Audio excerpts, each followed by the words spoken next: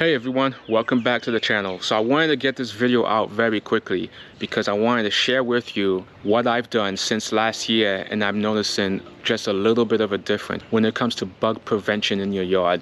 So last year I planted lavender plants. I planted 2 by the air conditioning units and I planted 2 in the pots.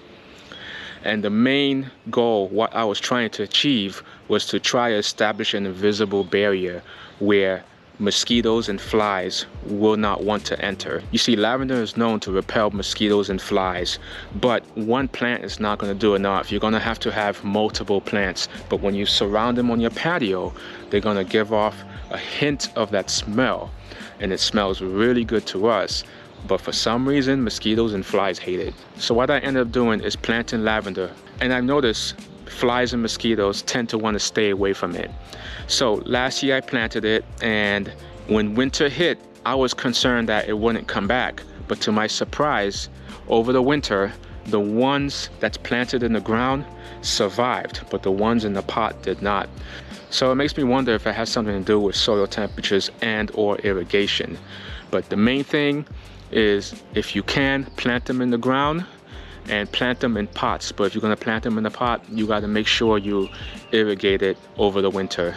Even better, if you have a hard freeze, try to bring it inside. But when you plant lavender around your patio, you're going to get some of that repellent feature that's going to keep the mosquitoes and flies away. So you can actually get lavender plants right now. This is the time to get them in the spring, because when summer hits, it's going to be hard to find, almost impossible to find.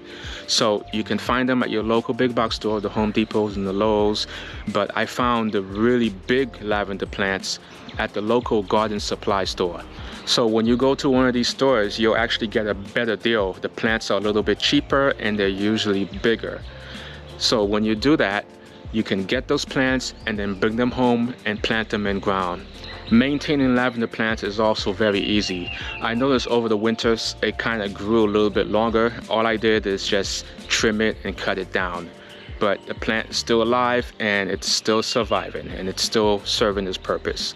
So maintenance is very easy. There's not much maintenance to it besides trimming it back every year. If you don't have pets, you can also pick up citronella plants.